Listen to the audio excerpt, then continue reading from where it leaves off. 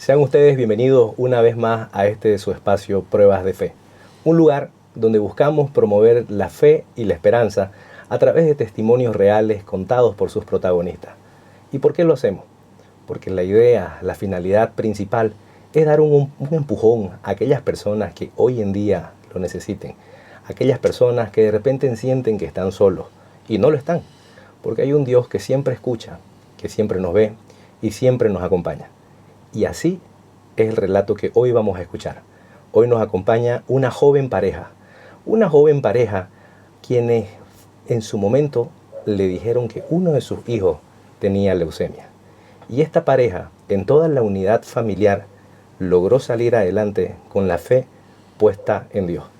Es un honor y un privilegio recibirlos acá, estimado Eduardo Baquelaje y su señora esposa Camila Escanferla. Sean bienvenidos. De verdad, muchísimas gracias por estar aquí y sobre todo por poder coadyuvar con este mensaje de fe y esperanza a quien lo necesite. Bienvenidos. Gracias, Oscar. Gracias, querido Oscar, por la invitación.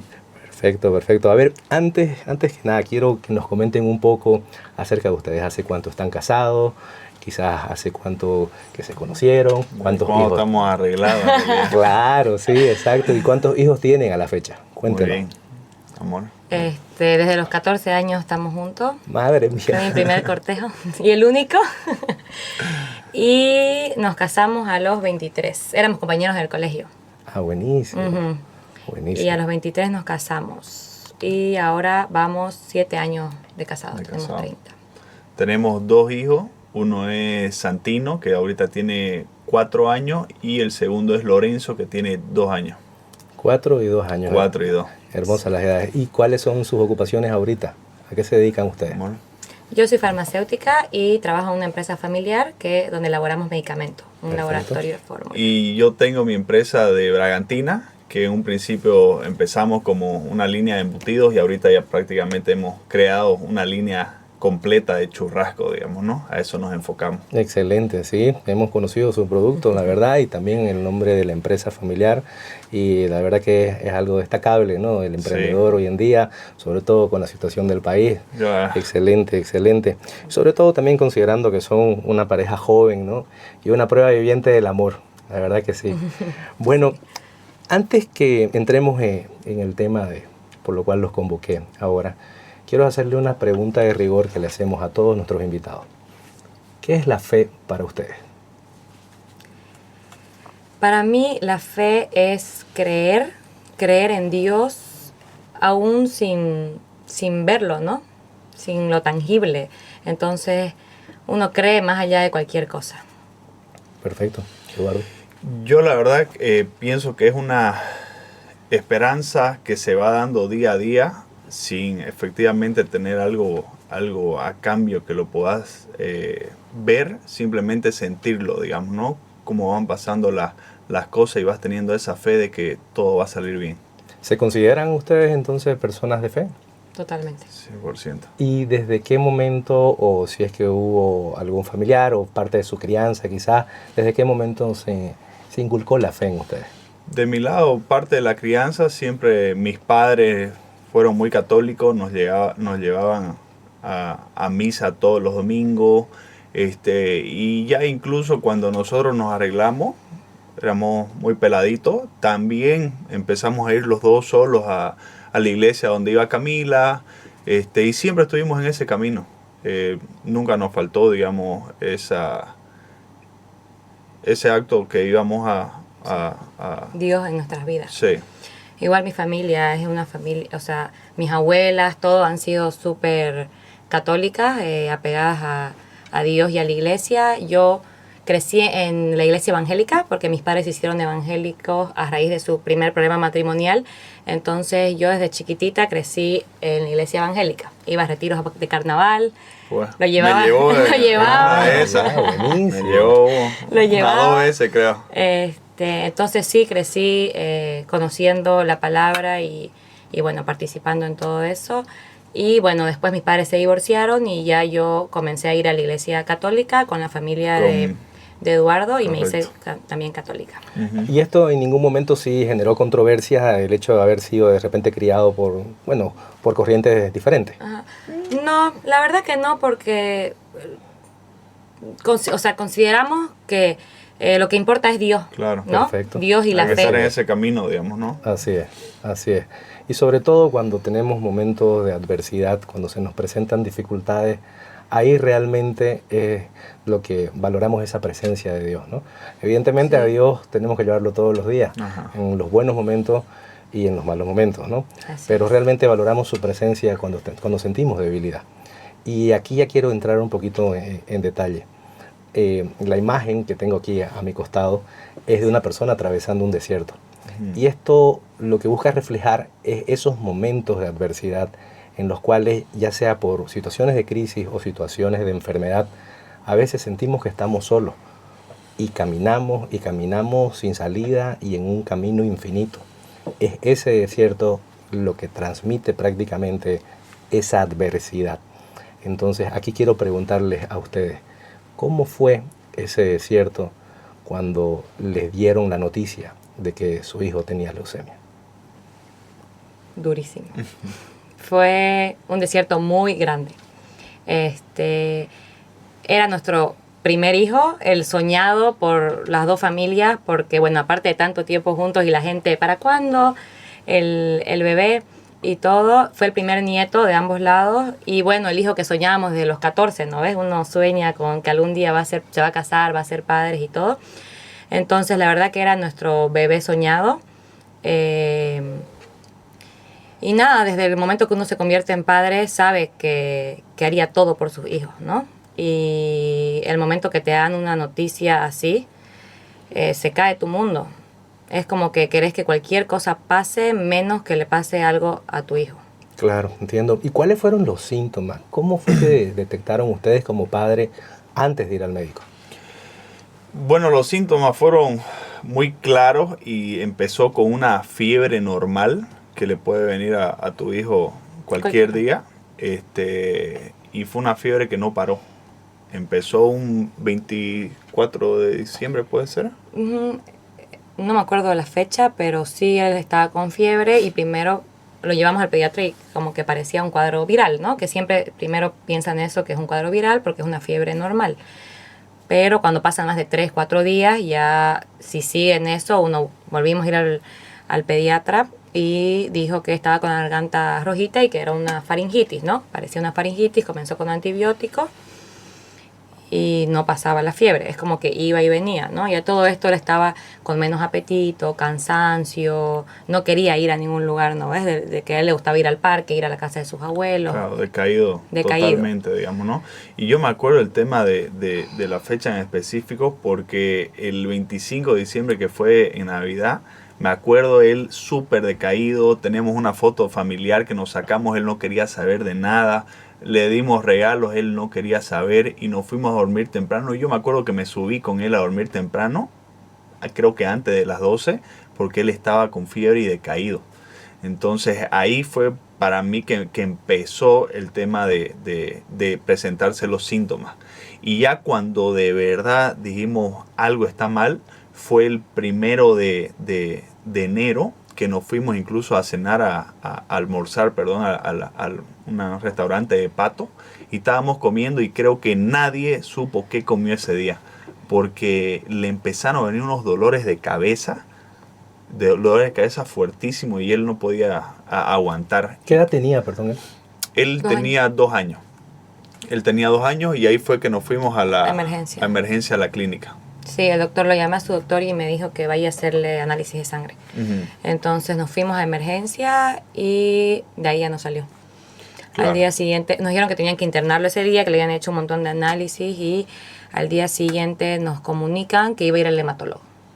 Correcto. Y nosotros, ¿qué pasó? Y dijo que nuestro pediatra se había comunicado con el hematólogo para que vayan. Para que le puedan hacer una punción, porque habían encontrado algunos glóbulos rojos bajos, Y los blancos. Ajá. alterados, y necesitaban hacerle una punción para ver, dar un diagnóstico más exacto. ¿Y en qué momento exactamente ya les dicen? El tercer día que estaba internado, el 3 de 3 de enero, enero. nos dicen, bueno, entró a la punción, que desde ahí ya es todo, estás viviendo algo que nunca habíamos vivido, ¿no? Que es que lo metan a un quirófano, lo duerman, seden. le hagan punción y lo seden y todo. Y ahí el doctor nos dijo que al día siguiente más o menos iba a salir el resultado, pero esa misma noche fue a hablar con nosotros al cuarto. Para darnos dos opciones de resultado que podían ser, digamos, las dos opciones eran malísimas. Y yo creo que uno de los calvarios más fuertes que vivimos nosotros era verlo a tu hijo, cómo lo pinchaban en todas las venas y no había forma de sacarle sangre. No le pillaban sus venas, eran tan delgaditas reventaban. y tanto lo habían pinchado que no había forma. Tengo yo fotos incluso en mi celular y ves sus manos, sus piernas, le sacaban de su piecito, le buscaban venas. Era eso realmente, vivir un infierno en vida. Me imagino. Entraban grupos de enfermeros a intentar sacarle y hasta No que había uno quería gritar que basta porque él Claro. gritaba todo. Correcto. Y de ahí venían otro grupo a intentar, así, terrible, porque igual le estaban haciendo transfusiones de sangre, Ujú. porque estaba con una anemia severa, estaba mal, digamos, ¿no? Su resultado, estaba pálido, amarillo. Sí. Sus plaquetas igual por Ajá. el piso. Entonces ahí el doctor, bueno, la noche antes de la punción el doctor fue a decirnos, vamos a hacerle una punción y pueden ser 3 cosas, porque ya vieron que estaban alterados en la placa que le hizo primero su célula. Entonces dijo que podían ser 3 cosas y la tercera de ellas era leucemia. Y bueno, se fue y yo ya sabía que era eso. O sea, yo sabía que era lo peor, que él tenía lo peor. Me entré al baño calladita, me puse a llorar. Yo estaba embarazada de 8 meses. Estaba embarazada de 8 meses, me arrodillé en el piso y le dije, Dios mío, te entrego a mi hijo, ayúdanos. Me puse la canción Dios de Pacto y me puse a hablar, o sea, a orar, a suplicarle a Dios y todo, y que nos ayude y que le entregaba todo. Salgo del baño y mi marido me dice, estuve leyendo en internet y cualquiera de las 3 cosas que tenga, máximo vive en 5 años.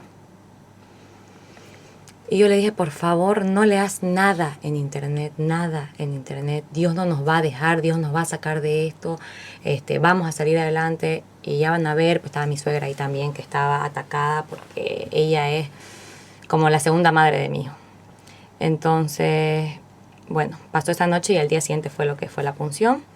En la noche el doctor entra a la habitación nuevamente a darnos el resultado y nos dice leucemia linfoblástica aguda. Y bueno, Eduardo estaba destruido. Yo lo miraba y sabía que tenía que ser yo la fuerte porque él estaba destruido. O sea, solo de mirarlo sabía que no estaba bien. Y mi suegra igualito. Mi madre justo, mis padres estaban justo en Brasil. Cada uno por su lado, pero estaban allá. Y bueno, ahí comenzó todo. Le dije, Eduardo, tenemos que irnos a Brasil, sea como sea. Y bueno, mi papá es brasilero. Y yo tengo documentos brasileros y no habíamos hecho lo de Santino, pero lo vimos ese rato, ¿no? Lo del SUS y todo eso. Y incluso su pasaporte, nada, pues teníamos, ¿no? Sí, en realidad el doctor nos dijo, fue clarito y se lo agradecemos porque él fue muy sincero. Nos dijo, si tienen la posibilidad de irse, váyanse. El tratamiento de la leucemia es mundial, es el mismo, solamente que aquí en Santa Cruz, en Bolivia, hacen 100 casos, en Brasil hacen 2000, o sea, la medicina es mucho más avanzada y ellos ya saben todo los problemas, todo lo que puede venir en el tratamiento de leucemia y saben cómo reaccionar más rápido, digamos, ¿no? Es por la experiencia, ¿no? De la cantidad de pacientes, por Que ser un ellos país atienden. mucho más grande. Ajá. Entonces... Y con los familiares allá, entonces, porque, bueno, y aparte que tenés papeles también allá. Claro. Bueno, y primero, claro, sí, pero lo primero, o sea, no sabíamos qué hacer, ¿no? Sí. Dijimos, vámonos a Brasil, pero, o sea, trabajamos aquí, Claro. vivíamos aquí, yo estaba embarazada, o sea, primero no sabés qué hacer, pero yo sabía que quería irme, pero necesitaba que Dios me diga algo, no sé, que haya una señal, que haya algo.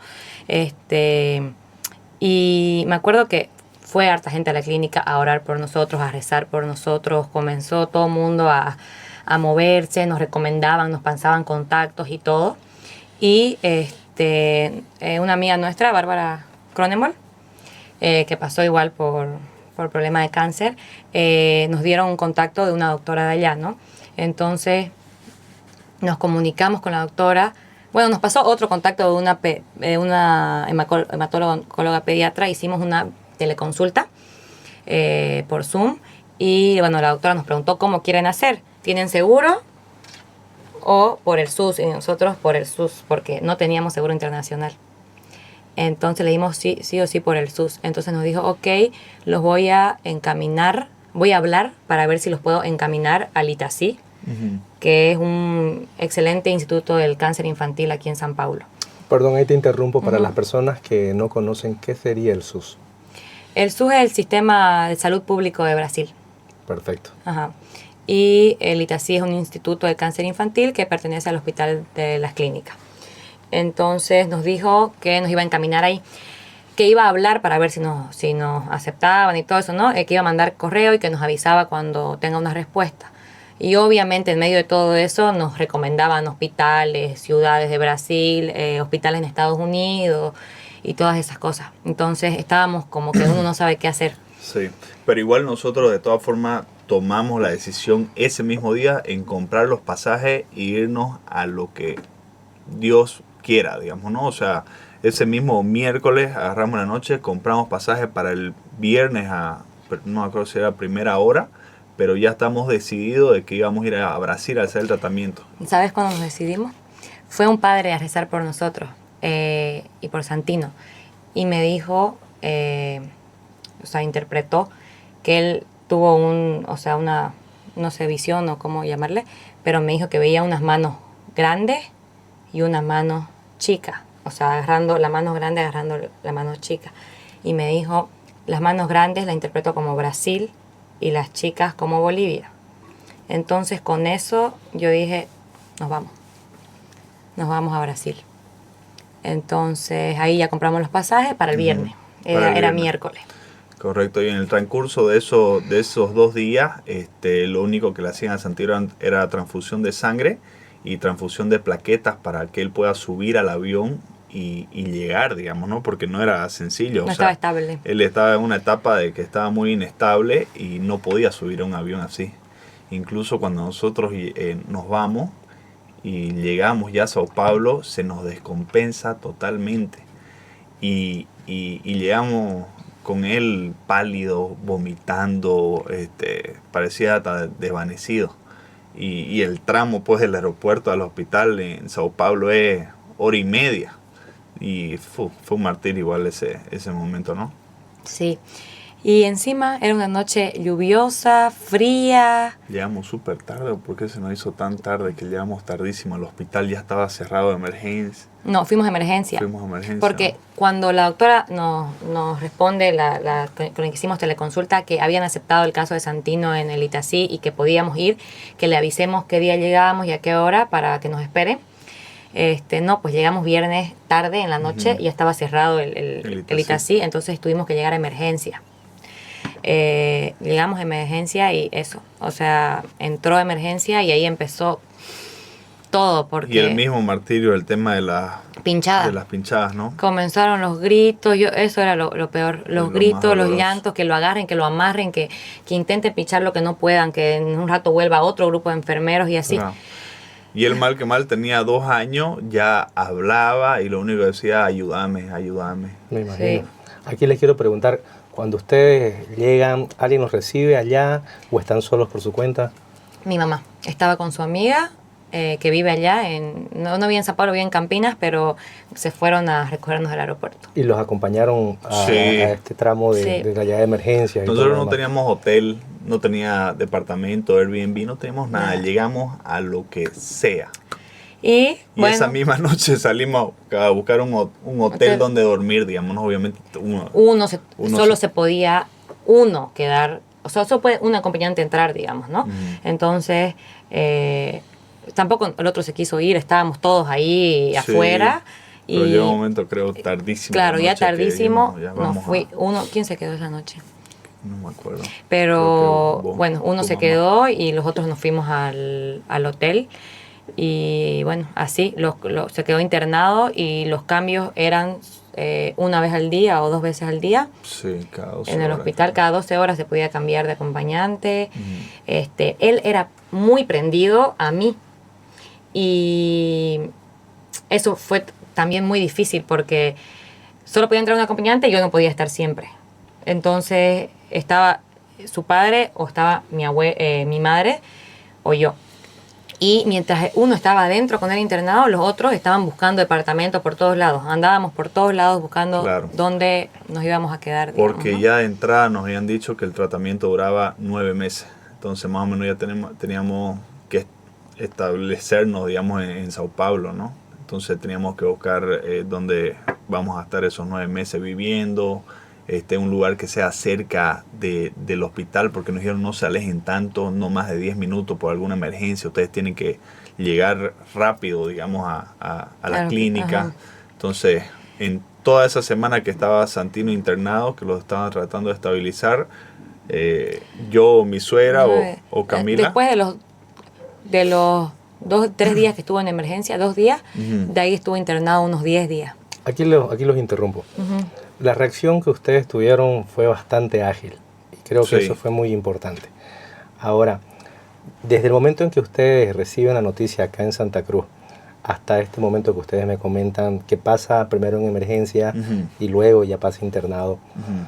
toda esta etapa inicial, llamémosla así, ¿qué fue lo más difícil para ustedes, por una parte, y dónde lograron encontrar un poco de fortaleza para poder afrontar todo lo que se venía? A ver, yo la verdad, lo que pienso es que uno ese momento es como que no lo estás viviendo y cada día es como un acto más de una esperanza. Viene cada día que pasa, cada cosita que va aconteciendo, sí, es una esperanza más, digamos, ¿no? No se vuelve tanto un calvario, es como que vivís un infierno, porque cada cosa que va pasando es como decir, Dios está con nosotros, ¿no? Claro, pero eso obviamente a partir de que empezás un tratamiento y ya todo lo ves como que estás avanzando para llegar al final, digamos. Pero obviamente al principio, cuando no sabes nada y estás en ese cuadro, todo es... No sabes, porque allá les repitieron todos los estudios, ¿no? Para confirmarnos. Ujú. Les repitieron todos los estudios y obviamente cada resultado era... Bueno, sí confirmaron la leucemia, pero de ahí tenían que confirmar si no había pasado al cerebro. Negativo, ay, gracias, o sea, gracias a Dios negativo. Ujú. De ahí si no había pasado a los testículos. Negativo y, ay, qué alivio. O sea, como que ya todo, cada noticia buena ya te daba un alivio, pues, ¿no? Y te Claro. dejaba más feliz. Entonces, ya también cuando sus valores lo lograron estabilizar, que estuvo unos 10 días internado, y ya le dieron de alta porque a partir de ahí ya podía hacer el tratamiento ambulatorio, ¿no? Que creo que primero para las quimioterapias y todo eso. Entonces primero iba 3 veces a la semana y cosas así. ¿Qué le dijeron los médicos? O sea, una vez salieron todos estos análisis, todos estos estudios. Nos explicaron, ¿no? Que el tratamiento de la leucemia son 2 años, por lo menos. Que 9 meses son los intensos, o sea, que son con las quimios fuertes en vena y bueno, a veces hay como que están con las defensas bajas, entonces hay que cuidarlos de cualquier otra cosa, en la alimentación también, y bueno. ¿Cuáles eran las recomendaciones básicas, llamémoslas así, que los médicos le dijeron a ustedes, cuiden esto sí o sí? Primero nos dijeron eso, ¿no? Que la doctora de Brasil. En realidad es increíble cómo ellos están tan avanzados que no fue como que nos dijeron no pueden hacer esto. O sea, ellos lo normalizan bastante. Efectivamente, sí, digamos, nos decían traten de no ir a lugares cerrados y cosas así, pero después... Estar con mucha gente, estar con mucha gente, vayan a lugares más abiertos, pero después te dicen viví tu vida normal. Igual, digamos, cuando... un poquito más adelante, cuando llegamos a Santa Cruz, digamos, nosotros podemos meter al colegio, podemos hacer esto, pero haga su vida normal. Su hijo es un niño normal, puede ir a jugar fútbol, puede ir al colegio, puede hacer lo que quiera. En cambio aquí el doctor, el hematólogo, un poco más traumatizado, decía, yo no los dejo ir, digamos, al colegio, cosas así. No, pero claro, lo que pasa es que es un riesgo, ¿no? Claro. Está en tratamiento, acaba de terminar su tratamiento, entonces mientras ellos están en tratamiento es un riesgo que se contagien de otra cosa porque eso interfiere en el tratamiento. Tienen que cortar sus quimios, tomar antibióticos o lo que sea lo que se contagie y le dé, entonces eso puede perjudicar al tratamiento de la leucemia y alargarse más, ¿no? ¿Y ustedes como padre tenían algunas, no sé, digamos, rigurosidades, eran estrictos en alguno de estos cuidados? La verdad que al principio en Brasil estuvimos bien traumados con que se puede contagiar de cualquier cosa y lo que la gente respira y todo, y al principio no salíamos del departamento, ¿no? De ahí nos animamos vivíamos a la paralela de la Paulista, entonces nos animamos a salir del departamento en su coche, darle una vueltita por ahí y así, digamos, con miedo, si pasaba una persona por el lado, como que lo queríamos tapar a nuestro hijo, pero lo fuimos perdiendo el miedo, ¿no? De ahí ya íbamos todos los días a pasear, a sacarlo a él, lo llevábamos a un parquecito, dábamos una vueltita en el shopping, después lo llevamos al zoológico, de ahí lo llevamos al acuario. La verdad que estábamos tranquilos con eso, que por eso digo, no sé hasta qué punto es bueno, porque gracias a Dios no le dio nada ni se contagió de nada, pero no sé, pues en el caso de que pase eso se puede complicar el cuadro, ¿no? ¿Y en la alimentación le recomendaron algo los médicos? Te recomiendan que no comer, digamos, ¿no? Creo que uno se olvida pues de todo. Por ejemplo, las frutillas que son frutas que pueden, creo, contaminarse fácilmente porque no se puede lavar, digamos, Sí. de ahí lo crudo. Eran cosas así que los yogures con probióticos, con lactobacilos, esas cosas que no debería comer, digamos, ¿no?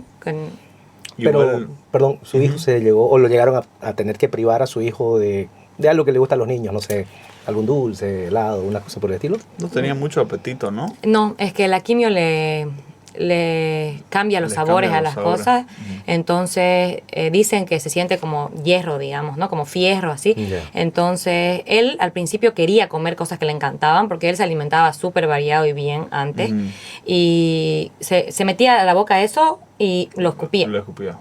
Sí, Ajá. no quería comerlo. Y otra cosa que le gustaba así, no sé qué, lo pedía, se lo dábamos y lo botaba. Entonces ahí nosotros dijimos, lo que quiera comer hay que darle, porque que coma algo, porque uno se desespera de ver que no come. Claro, entiendo. Y empezó con los corticoides. Claro. Los corticoides le daban una ansiedad que lo hacían querer comer hasta la madrugada. 2, 3 de la mañana a levantarse a hacer cocinarle lo que él quiera. Huevo, pan. Zucchini pedía. Se traumatizaba con algo. ¿Con algo? ¿Se obsesionaba con algo? Teníamos que tener en la heladera un montón porque iba a pedir a las 3 de la mañana que la hagamos, digamos, ¿no? Y zucchini pedía de verdad. Sí. Pedía. Ajá.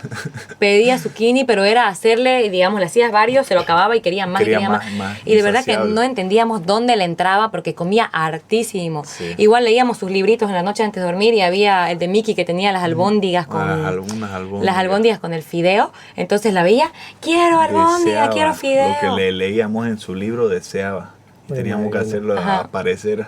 Sí. Pobre criatura. Gracias a Dios estaba mi suegra ahí también que nos ayudaba con la cocina. Eso quería preguntarles, perdón que te interrumpa. Quiero retroceder un poquito. La reacción de la familia en general cuando ya se oficializa que la enfermedad es leucemia. ¿Cómo fue la reacción de los abuelos, de los tíos, del entorno, incluso de los mismos familiares y amigos de ustedes? Habla. Dale. Bueno, como dijimos antes, nuestra familia es una familia bien de fe, ¿no? Entonces, y mi mamá es una mujer así súper fuerte y valiente y todo, entonces ella creo que nunca la he visto así quebrada. Y bueno, no estaba aquí. Entonces, ella es súper positiva y no te olvides y Dios y todo. Entonces, no sé cómo habrá reaccionado cuando se enteró en Brasil con su amiga, digamos, ¿no? Pero ante nosotros nunca se mostró quebrada. Diferencia de mi suegra, que estaba más destruida que cualquiera. Ella se deprimió, o sea, le dio depresión porque aparte que era su chiquito, que ella lo criaba todos los días, ella lo cuidaba porque nosotros trabajamos y ella me ayudaba hartísimo, nos ayuda. Entonces, de la nada se le fue. O sea, nos lo llevamos y para ella es como que se le acabó parte de su vida, ya no tenerlo aquí con ella. Ella dice después que es peor no estar allá, porque Sí, estando claro. lejos no sabes qué pasa. sabes qué Nos pasa. escribía para saber noticias, nosotros no siempre le podíamos responder porque estaba uno nomás adentro Haciendo las quimios. haciendo las cosas y el otro afuera, o cuando estuvo internado, digamos, que después de 12 horas, bueno, entonces no todo lo comunicamos en el instante. Entonces eso para ella era desesperante. Y bueno, nuestros amigos, la verdad que todo mundo empezó a darnos fuerza, a rezar, a orar. Hicieron ayuno, misa. Sí. Los padrinos santinos le pagaron misa un mes y medio. Lo que pasa es que la primera fase de la leucemia es la más importante del tratamiento, porque después de los 33 días que empieza el tratamiento, te dan un resultado, le hacen una punción y ahí uno ve cómo está respondiendo al tratamiento la persona. Y podían ya no aparecer células malignas en la punción, que significa que uno entró en remisión, digamos. Podían aparecer una cantidad X de células malignas o podían seguir apareciendo un montón de células malignas. Entonces, en esos 33 días, la gente estaba aquí, de verdad que nunca nos vamos a olvidar de toda esa fuerza que sentíamos, ese apoyo que sentíamos desde el día que nos enteramos la noticia y cómo nos acompañaron nuestros amigos y nos hacían llegar de una y mil maneras sus muestras de cariño, de amor, de apoyo. Todo el mundo estaba preocupado, pendiente y eso, se sentía el poder de la oración. Es increíble lo que he sentido todo este tiempo. Yo no sé de dónde sacaba fuerza, ni idea, ¿no? Jamás en mi vida me imaginé ser así de fuerte o estar bien, porque, bueno, uno estaba ya dentro de todo, estábamos de pie, con él pues no podés estar tirado en el piso llorando, ¿no? Teníamos que distraerlo, reír, jugar y hacer como si todo estuviera bien y todo estuviera normal. Y yo quería explicarle, me acuerdo a veces, mi amor, estás enfermito. Y él me decía, no estoy enfermo, estoy bien. Y yo ya, porque él era así como que tenía su carácter. Y yo ya, mi amor. Entonces, él, tenés que ser fuerte, que cuando es tu hijo no tenés cómo quebrarte vos. No podés. Y a veces, o sea, una que otra vez yo me acuerdo que jugando con él se me caía una lágrima de verlo o algo. Mamá. Y él se quería morir, me miraba con una cara, no mamá, ¿por qué? No me acuerdo, no hablaba, pues ya hablaba, pero Sí, hablaba. me decía que no llore mamá, me abrazaba, digamos, y yo no pasa nada, vamos al parque, o sea, uno no puede. Hubieron unas palabras fuertísimas que a mí me llegaron, digamos, en ese momento, cuando a Santino le diagnosticaron.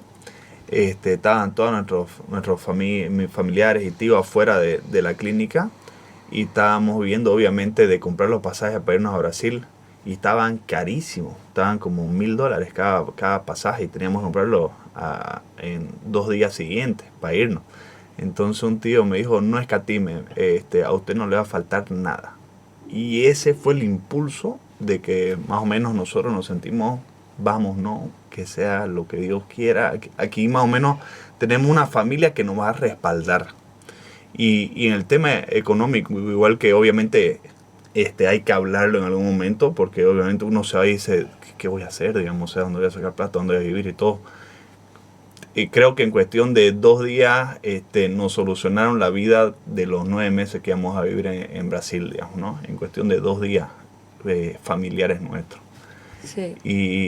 Y obviamente lo que ayudó bastante es que yo, gracias a Dios, igual tenía una empresa que podía ir a apoyar a mi familia, porque no todo el mundo lo puede hacer en decir, me voy 9 meses aparezco y veamos pues de qué trabajás, digamos, ¿no?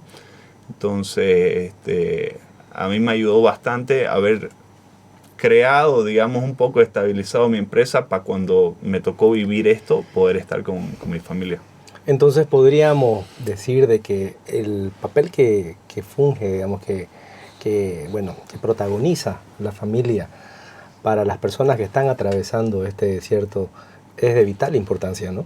Porque no solamente los familiares que dan el apoyo económico o que le dicen a uno, vaya usted adelante, que por último nos movemos nosotros, y como lo vemos acá en la sociedad, cuando de repente hay alguna persona que está atravesando por situaciones similares, muchas veces son los familiares y amigos que se encargan de recaudar los fondos a través de distintas colectas, a través de distintas rifas, en fin.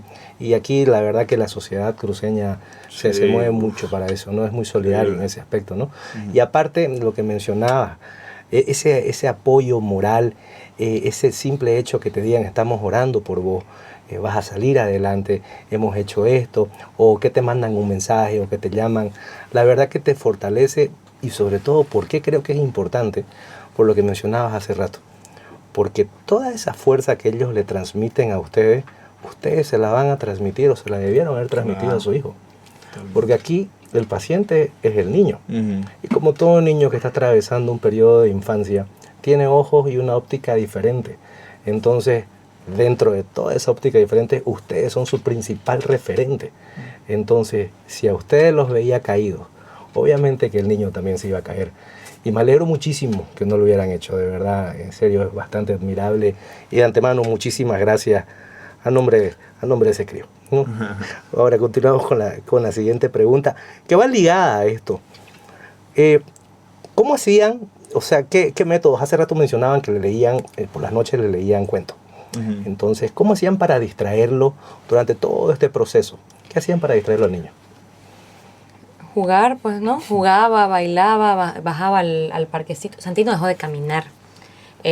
No sabemos por qué. Empezó el tratamiento y dejó de caminar. Entonces, le preguntamos a las doctoras, esto es parte de, y nos decía que no tenía nada que ver ni con el tratamiento ni con la punción. Nosotros decíamos, yo creo que la columna se la fregaron al hacerle la punción. Claro, es que yo estuve presente en ese momento, cuando entraron a hacer una punción, y como obviamente son hospitales públicos, hay doctores aprendices, digamos, ¿no? Entonces me acuerdo que entra una de ellas y hace la punción y tiene que gotear de la médula espinal, tiene que gotear como un líquido blanquecino. Y yo me acuerdo que goteó sangre. Entonces ya la doctora que hacía la punción le dice, no, saque. Entonces era una aguja así, digamos, ¿no? Saque, dijo, sacó, y ya ella, el bebé obviamente durmiendo, ya la hizo la punción y le hizo bien en la médula y empezó a gotear, y yo me quedé con eso como que traumatizado y dije, mierda, ¿qué habrá hecho que no la habrá pelado? Y casualidad, digamos, Santino dejó de caminar, y yo les cuento eso a Camila y a mi suegra, y ya todos éramos miércoles, ¿qué era pasar? ¿Irá a volver a caminar o no? Y bueno, y de ahí nada, o sea, no caminaba, nada, y todo era desde la cama, ¿no? Era rey manda. Pues. Mamá Camila, me decía, y pedía comida, y pedía esto, y lo alzábamos, lo llevábamos a la sala, era como un bebé, digamos, lo teníamos que alzar en su coche, por eso lo llevábamos a pasear, todo. Y bueno, no sabíamos si iba a volver a caminar, qué iba a pasar, o por qué estaba así. Entonces, llegó su nana, su niñera, que fue su única niñera que tuvo aquí desde que era bebé, llegó allá a Brasil, y ella comenzó a estimularlo, ¿no? Primero comenzó a arrastrarse, de ahí comenzó a gatear, así como bebé, y de ahí ya comenzó a pararse en los sofás, en la mesa. En la mesa, y le daba la vuelta a la mesa, y ya iba dando pasos de a poquito. Y ahí empezó a caminar de a poquito, con uno agarrado, y hasta que al final volvió a caminar normal. ¿Cuánto tiempo había pasado desde que habían llegado? ¿Mes y medio? Sí, puede Sí. ser. Y nuestra rutina para distraerlo a él casi todos los días era, bueno, desayunábamos juntos todos, y al mediodía salíamos a pasear por la Paulista, que era una avenida impresionante, hermosa, y teníamos 2 shopping, el shopping de Ciudad de Paulista y el Patio Paulista. eso era nuestra distracción, digamos, para si queríamos ese día hacer algo, ¿no? Y bueno, rapidito llenó un cuarto de juguetes porque Claro. iba de aquí todo el tiempo mi suegra, iba mi madre, bueno, igual fue mi padre, mi suegro, a quedarse con nosotros, a ayudarnos, a acompañarnos. Y cada persona que llegaba con una maleta de regalos, de cosas que le mandaban de Todo el aquí. mundo mandaba regalos. Entonces, él recibe regalos y ya llenó un cuarto de juguetes que amaba su cuarto, ¿no? Y ahí se distraía igual jugando. Sí. ¿Qué más hacíamos? La iglesia en la esquina de la casa. Eso les iba a preguntar. En este momento, ya ha pasado un mes y medio prácticamente, ¿no es Ajá. cierto? Sí. El papel de la fe, ¿cómo lo llevaban? Estábamos totalmente entregados a Dios. Teníamos una iglesia en la esquina del departamento. Y yo digo, después que viví esto, bueno, desde que estaba en eso, sabía que Dios tenía el control de todo y nunca había estado tan segura y con tanta fe o convicción de algo. Y yo decía, Dios lo va a acomodar. O sea, cualquier cosa que pasaba, yo sabía que Dios lo iba a acomodar. Incluso el departamento en el que vivimos es de una señora de aquí de Santa Cruz, que la llama a mi suegra cuando nosotros estábamos buscando y buscando por todos lados. Y departamentos en Sao Paulo más de 70 metros no pillás, ¿no? 50 metros, 70 metros a reventar. Y el problema... son carísimos y ya no lo construyen más grande. No, y el problema también es que los contratos. No hacen contrato por menos de un año, o no sé cuánto tiempo, y hay que dar mes de garantía, y hay que firmar, y bueno, era un montón de trámites los departamentos que íbamos averiguando, y bueno, estábamos buscando, y la llama una señora a mi suegra y le dijo que tenía un departamento en San Paulo, paralela a la Paulista, y que si queríamos ir a verlo para ver si queríamos vivir ahí, ¿no? Vivir ahí, sí. Entonces fuimos y era enorme. Enorme, un departamento de 150 metros con 3 cuartos, cabalito para que uno se quede mi madre, otro nosotros, Santino su cuarto de juego, y tenía incluso uno para la niñera. Entonces nosotros podíamos traer a la niñera y que duerma en su propio cuarto. Fue el departamento ideal que tuvimos, Claro, digamos, me ¿no? imagino. Y bueno, en la esquina había una iglesia. Y esa fue mi segunda casa desde el día que vivimos en ese departamento. Iba todo el tiempo, los jueves era oración al Santísimo, sí o sí estábamos ahí. Cabalmente los jueves eran de quimio, ¿no? Sí, los jueves eran su día de quimio. Entonces yo, como estaba embarazada al principio, me recomendaron los médicos que yo no vaya o no esté en contacto con eso, digamos, ¿no? Con todo eso. Entonces iba mi esposo o la persona que estaba acompañándonos esa vez, o mi suegra, mi mamá o quien sea, a ayudarlo, porque igual eran hartas horas que uno tenía que estar en el hospital. Nos íbamos a las 6 de la mañana y salíamos 1 de la tarde. Incluso en una de las fases eran 6 horas de goteo la quimioterapia y teníamos que llegar a las 6 de la mañana hasta que le hagan todos los análisis, pues siempre le sacan sangre, los mandan al laboratorio, que esté todo bien sus valores para recién hacer la quimioterapia.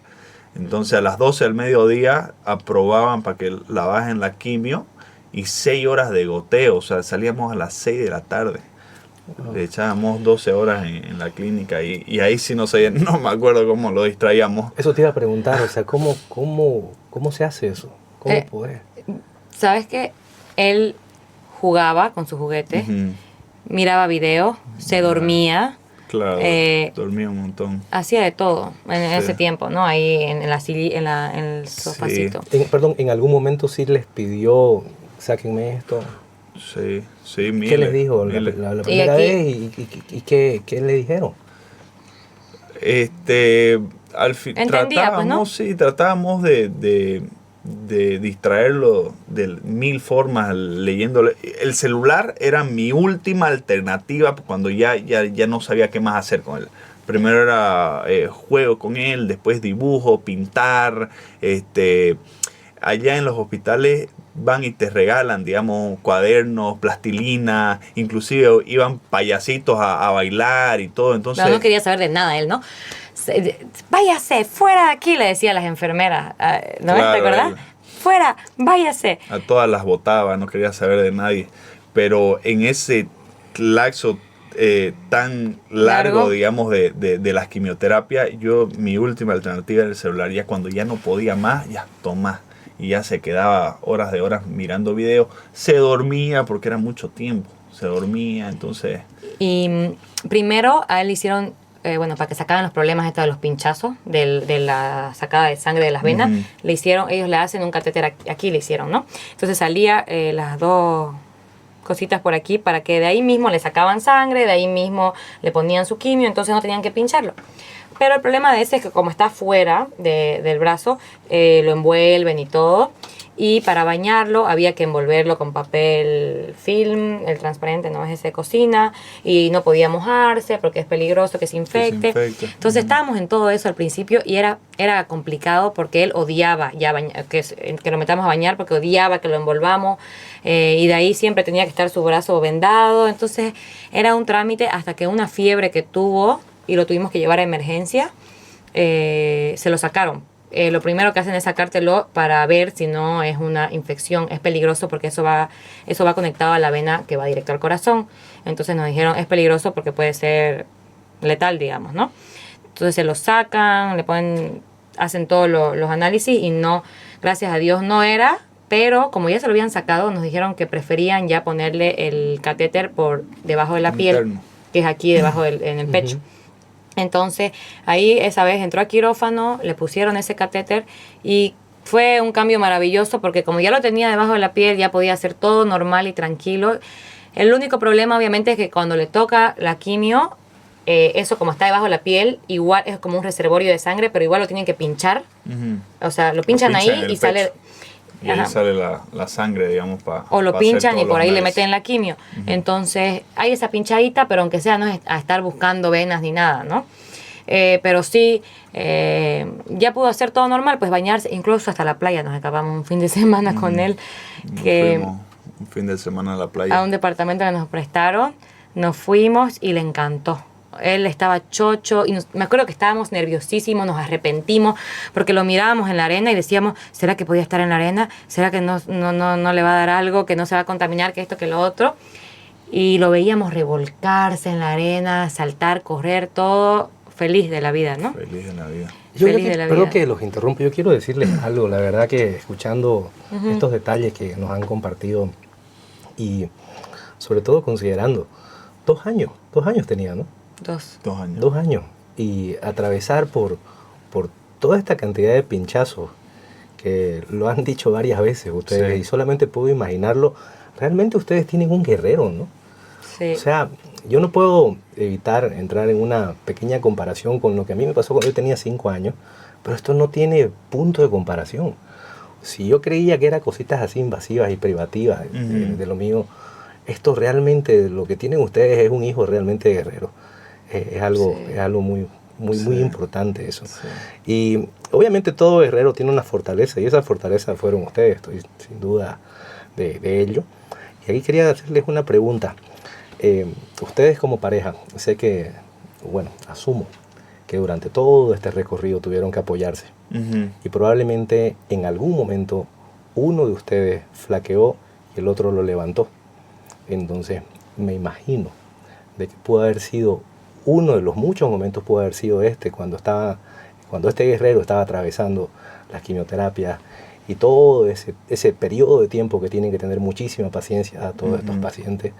Entonces ahí les pregunto, ¿en alguno de esos momentos ustedes ya dijeron no aguanto o Dios mío, ¿por qué? ¿O les pasó algo similar? ¿Y qué hicieron para recurrir a buscar fortaleza y dónde la encontraron? Creo que el por qué sí nos los preguntábamos, pero, o sea, vivimos algo muy bonito de los dos lados. Nos acostumbramos a vivir en familia, que es lo que no tenés aquí en Santa Cruz. Podés salir a trabajar, tenés turno, jueves de frater, o sea, tenés muchas cosas y no tenés esa unión familiar de que era nosotros estar todo el día metido en un departamento y que todo gire alrededor de tu familia. A mí me encantó vivir así, yo se lo dije a Camila, y incluso cuando volvimos a Santa Cruz a mí me chocó hartísimo, fuerte. Ahí le dio su su caída de Eduardo, Claro. cuando volvimos. Ok. Nunca estuve deprimido, si querés verlo, allá en Brasil, y cuando volví no quería saber de nada. Me vino como, yo no soy de lo que digo, ay, estoy deprimido, para mí nunca, no existe eso es que viene en la cabeza nomás. Pero increíble cómo no me quise levantar de mi cama por un mes más o menos. Y ya aquí mi padre me dijo, bueno, ya volviste, anda a trabajar, digamos, ¿no? O sea, ya estás en la realidad. Pero cuando me pegó fuerte fue ya aquí en Santa Cruz, ni siquiera fue estando en ¿Pero Brasil. cuál era el motivo? Eso, ¿no? Yo creo que aguantar tanto tiempo allá, ser el fuerte, porque Ajá. los padres, como decís,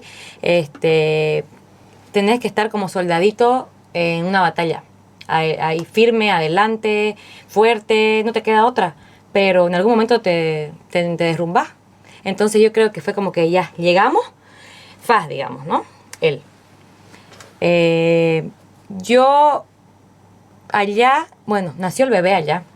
Y yo tenía una distracción más o algo más en que ocuparme, ¿no? Todo el día, toda la noche, entre el uno y el otro y el bebé, y hasta eso fue una bendición al final porque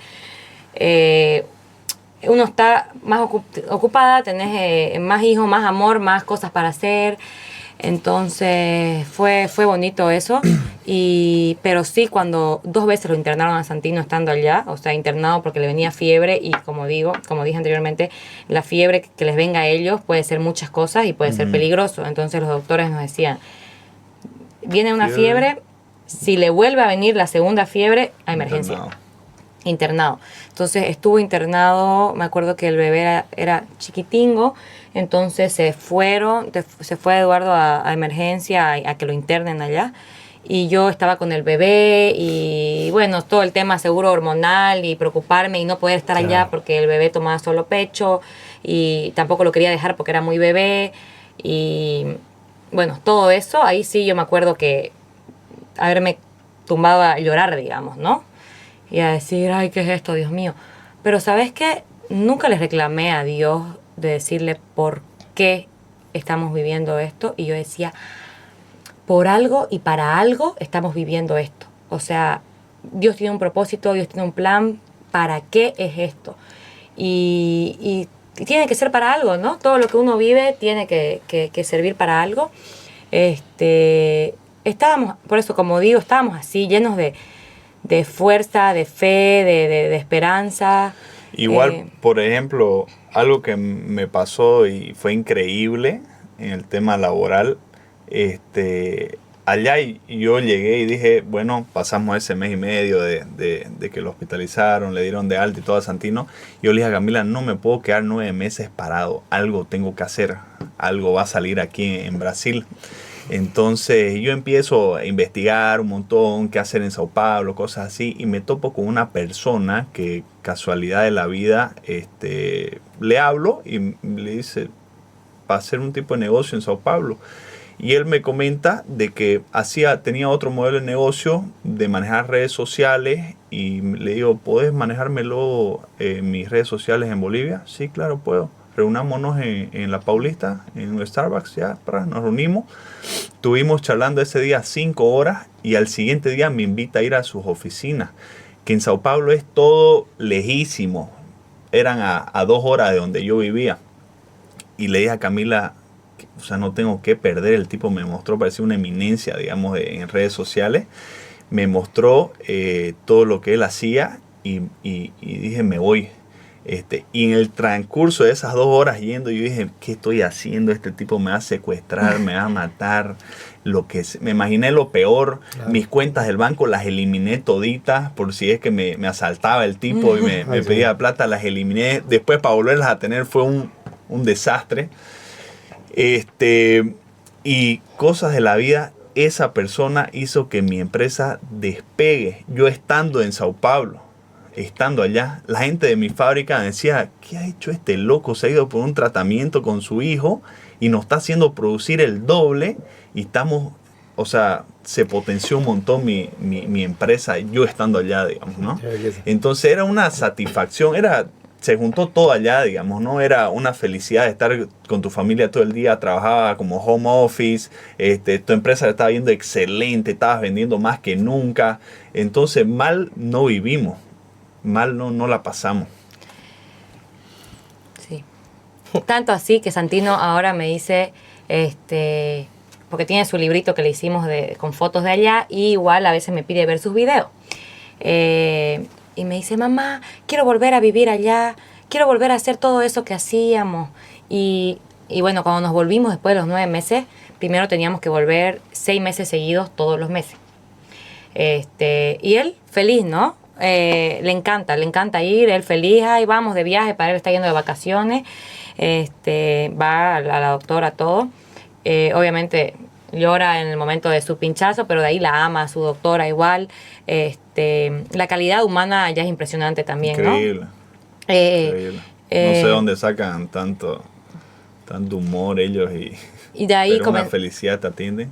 De ahí comenzamos a ir cada 2 meses a Brasil, de ahí cada 3, hasta que finalmente el mes pasado fue el final del tratamiento, que concluyó los 2 años y tocó la campanita. Y victoria. Y Sí. victoria. Ahora ya quedan los controles y hacer seguimiento, ¿no? Pero Sí. gracias a Dios pudo terminar todos sus tratamientos. ¿Y él está bien? ¿Contento y feliz ahora? Feliz de la vida. Qué belleza, gracias a Dios.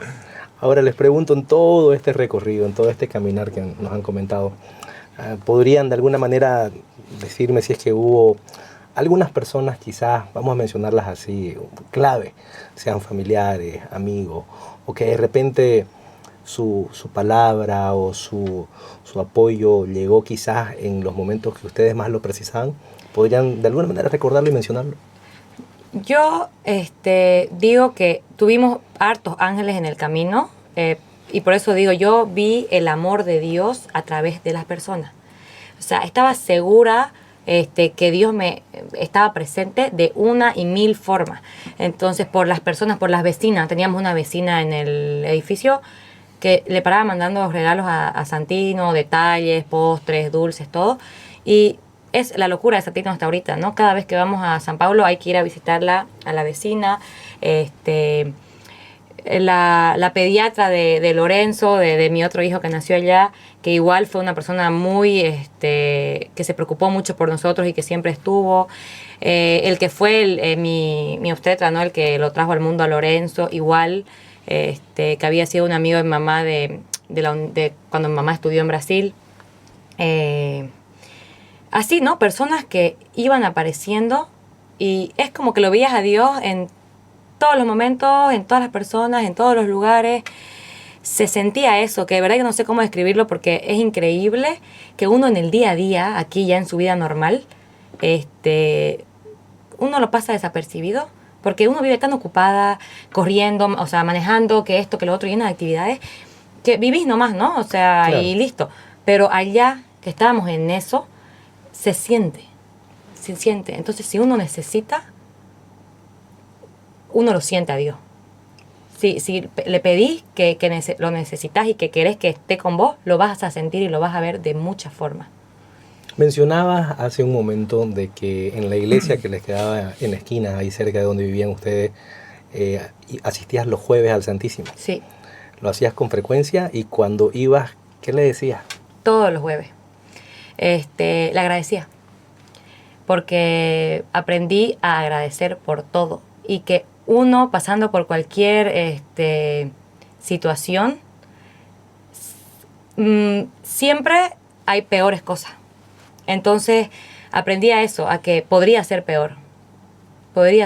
Entonces le decía gracias porque por todo lo que iba pasando, digamos, porque mi hijo está bien, porque venció una quimio más, gracias porque estamos juntos, gracias. Aprendí mucho a agradecer. Entonces me enfocaba en las cosas positivas y así vamos avanzando día a día. Porque no hay forma, si te pones a pensar en lo malo, y sabes que ahorita medio que quise flaquear con eso, recién,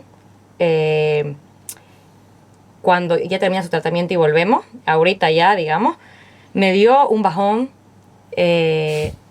no sé por qué, me dio eso de, ¿y ahora qué? Como que yo tanto queríamos terminar y ahora terminamos y es como que les puede volver la leucemia, pueden Claro. recaer, pueden tener problemas de vista, de fertilidad, de no sé qué. Ya comencé a como que leer un poco, investigar más, y yo dije, como que no había sido solo terminar el tratamiento, como que hay más. Y de ahí un día dije, porque estuve varios días así, y yo decía, ¿qué tengo? ¿Por qué?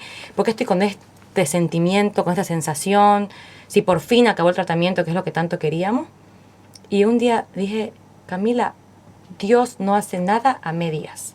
Dios lo curó y entonces Él está sano para siempre. No le va a volver. Y yo estoy segura de eso. Esa es mi fe y estoy segura que Él está sano y que como Dios lo curó, Dios no hace nada a medias. Perfecto.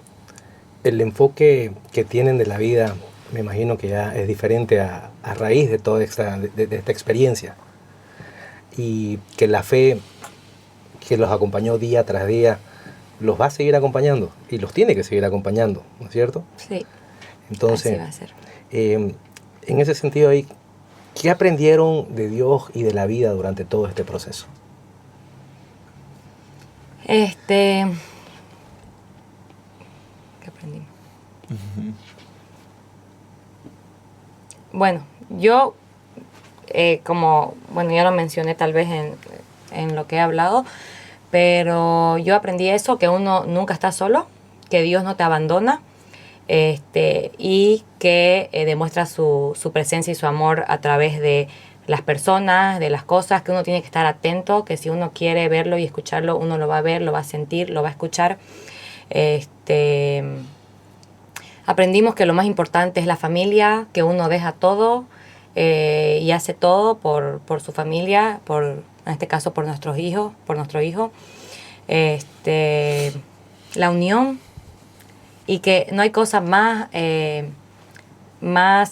importante que la oración, que tiene poder, la fe,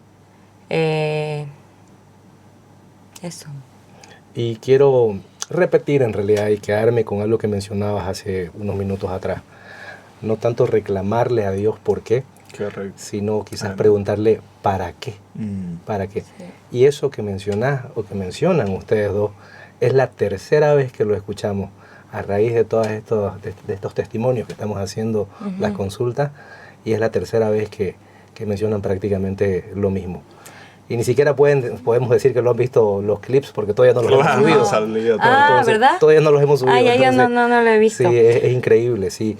Cómo son estas coincidencias o diosidencias, de verdad que ustedes, personas que han atravesado por estos desiertos, coinciden en ello, la verdad. Bueno, para ir cerrando, si pudieran retroceder el tiempo y hablarse a ustedes mismos, cada uno por su lado o en pareja, ¿qué se dirían? Si pudieran ir al inicio de este camino, ¿qué se dirían? Empezado.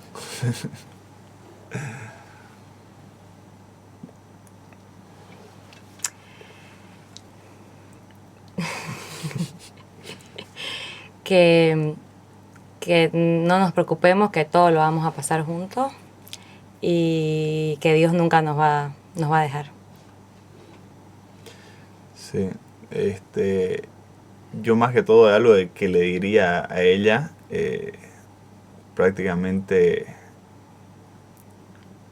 haría todo lo que hice y obviamente pondría en mi familia en primer lugar, como fue la decisión desde el día 1, ¿no? Entonces, eso más que todo, y que seamos fuertes como lo fuimos todo ese tiempo.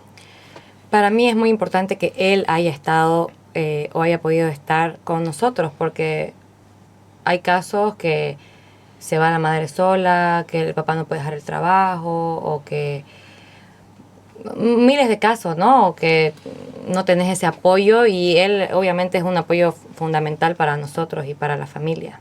Entonces siempre igual voy a estar agradecida que Él estuvo ahí y que se hizo cargo de todos nosotros, ¿no? De toda la familia. Unidos salieron adelante y con la fe puesta en Dios. Sí. Qué belleza. Ahora, como última pregunta, ¿qué le dirían a otros padres que están atravesando por este camino o quizás lo están iniciando este camino? Que no pierdan la fe, que Dios va a acomodar las cosas y van a ver cómo las va acomodando.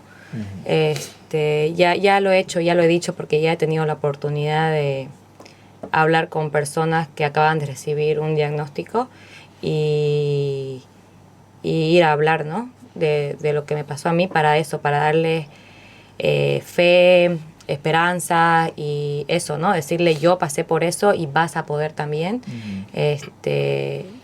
Oren y entréguenle todo a Dios y todo se va a ir acomodando. Es que no hay nada mejor que entregar las cosas a sus manos. Yo le diría que vivan su propia historia también, porque cuando uno le dan este diagnóstico, viene muchísima gente a decirte lo que pasó, lo que vivió, y muchas veces la experiencia de una persona puede ser muy drástica y la de otras personas no. Entonces, yo me acuerdo muy bien que a Camila le decían, por ejemplo, ay, esta etapa 3 es durísima, que tu hijo va a decaer, que todo. Entonces, Camila se preocupaba antes de tiempo. Y yo le decía, vivamos nuestra propia experiencia, nuestra propia historia, y nosotros vamos día a día, paso a paso, con lo que estamos haciendo con el tratamiento. Entonces, no vivamos la historia de otros ni de lo que nos cuentan, sino la nuestra. Sí, hay que vivir un día a la vez. Es un día a la vez. Y con optimismo y fe. 100%. Sí. Es paso a paso, día a día.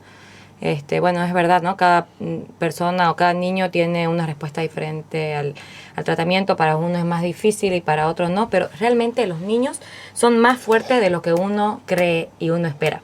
Ellos no tienen eso en la cabeza de saber bien que por lo que están pasando. Entonces, mi hijo llegaba de las quimios cansado, porque eso les debe, ¿no? Bajar un poco los ánimos.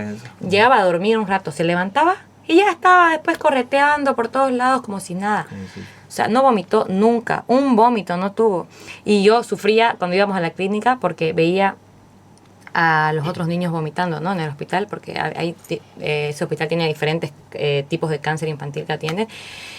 Y era muy, muy fuerte ir ahí y ver, no sé, algunos vomitaban mientras hacían su quimio, otros iban corriendo al baño. Entonces, uno a veces sufre por adelantado. Entonces, yo igual digo eso, uno tiene que vivir las cosas y vas viendo, ¿no? Pero sí es lo peor sufrir por adelantado, porque a veces no es así. Igual a lo que yo tenía en la cabeza desde el principio era el día que le peleemos la cabeza a mi hijo. Y yo sufría tanto por eso hasta el día que pasó. Y pasa y ya es algo que va quedando, ¿no? Que pasó y liberás. Ajá. Claro, no puede ser un martirio durante 2 meses o 3 meses antes, digamos, ¿no? Entonces, por eso cuando te toque pasar por ese momento va a ser más corto y va a ser menos sufrido, ¿no? Entonces... Sí, ellos de verdad viven felices, tienen una energía increíble, increíble. Y creo que es muy importante, ya lo habíamos mencionado en su momento, la fortaleza que ustedes transmiten. Ustedes son los padres, son los educadores. Entonces, por más de que están atravesando este momento de turbulencia, de enfermedad, no dejan de educarlo. Y no dejan de vivir la vida normal, como decían los médicos, ¿no? Ah, sí. Le quitamos su chupete, me acuerdo, ¿no? Ay, no. En Brasil, cuando estábamos viendo allá, dijimos, bueno, ¿qué hacemos aquí encerrado? Estaba insoportable mi hijo con el chupete. Se volvió más, por su ansiedad o algo, más adicto, digamos, ¿no? Y dijimos, no, hay que quitárselo el chupete de una vez. O sea, seguimos educando, digamos, no fue de que, ay, no, está enfermo, que tenga chupete hasta los 4 años, creo que a los 2 y medio, digo, se lo quitamos, e incluso babeaba todo el día, no lo sacaba de su boca, terrible. La doctora nos dijo, ay, qué malos que son. No, o sea, no hizo escándalo ni nada, pero sí le quitamos el chupete, dejó el pañal igual estando allá, porque dijimos, bueno, ya que estamos encerrados, entonces enseñémosle. Y por toda la casa se hacía todo por el departamento, pero rapidingo lo dejó. Y bueno, volvimos aquí, sí, lo metimos al colegio y dijimos, vemos en el camino qué pasa. Eso nos dijo la doctora de Brasil, ¿no? Vemos en el camino qué pasa. Tipo, si se está enfermando mucho, si está siendo complicado, obviamente la prioridad es su salud, entonces lo dejaríamos de llevar. Pero la verdad que pasó bien el año. Sí. Él está protegido por Dios. Amén. Que así sea siempre. Bueno, Camila, Eduardo, la verdad que ha sido un honor, un gusto inmenso escuchar la experiencia. Quedo, la verdad que sorprendido por el guerrero que tienen en casa, por la experiencia, por la fortaleza de ustedes, por transmitir esa fortaleza hacia ese crío, hacia ese pequeño guerrero. La verdad que los felicito, los insto a tener esa fe siempre, siempre en alto y a transmitirla a las personas que lo necesiten, que es la idea de este video, ¿no? Que le llegue ese mensaje de fe y esperanza a quien hoy en día lo necesite, ese empujoncito, que debe haber muchas personas, ¿no? Entonces, muchísimas gracias por haber estado acá. Gracias por la invitación. Que Dios los bendiga siempre, que Dios bendiga a sus dos críos, a su herrero me le dan un abrazo grande, a Lorenzo del Brazuco también me le dan un abrazo grande también. Así que bueno, muchísimas gracias y para todos ustedes, muchísimas gracias, que Dios los bendiga, fuerza y fe, sigamos adelante. Gracias, Oscar.